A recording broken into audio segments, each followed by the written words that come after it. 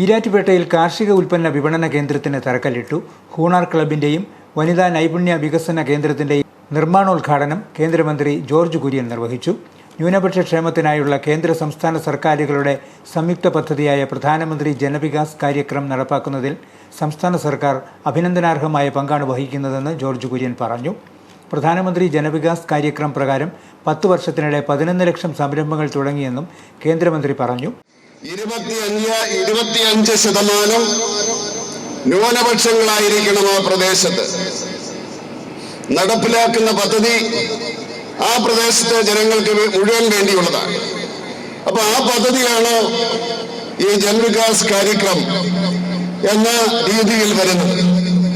അത് മുനിസിപ്പാലിറ്റിയോ പഞ്ചായത്തോ കോർപ്പറേഷനോ അല്ലെങ്കിൽ ബ്ലോക്ക് പഞ്ചായത്തോ അവർക്ക് പദ്ധതി പാസ്സാക്കിയിട്ട് ജില്ലാ കളക്ടറുടെ നേതൃത്വത്തിലുള്ള ഒരു കമ്മിറ്റിയുണ്ട്, സ്ക്രൂട്ടിനി കമ്മിറ്റി.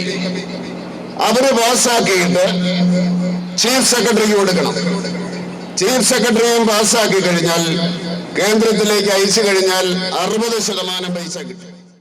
ഈരാറ്റുപേട്ട കടുമാമൂഴിയിൽ നടന്ന ചടങ്ങിൽ സംസ്ഥാന കായിക ന്യൂനപക്ഷ ക്ഷേമ വകുപ്പ് മന്ത്രി വി അബ്ദുറഹ്മാൻ അധ്യക്ഷനായിരുന്നു.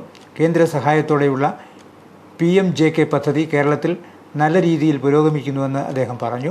കഴിഞ്ഞ ഒരാഴ്ചക്കുള്ളിൽ തന്നെ അഞ്ചലിലും ഇന്നലെ ആലപ്പുഴ നഗരസഭയിലും പുതിയ 2 പദ്ധതികൾക്ക് ആരംഭം കുറിക്കാൻ നമുക്ക് കഴിഞ്ഞിട്ടുണ്ട്. ആലപ്പുഴയിൽ 14.5 കോടി രൂപ ചെലവിൽ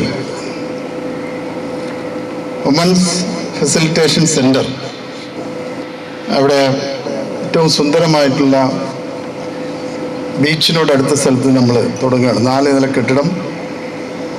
അവിടുത്തെ വനിതകളായിട്ടുള്ള ജീവനക്കാർക്കും പുറത്തുനിന്ന് വരുന്ന വനിതകൾക്കും താമസിക്കാനൊക്കെയുള്ള സൗകര്യങ്ങളാണ് അതിലൊരുക്കുന്നത്.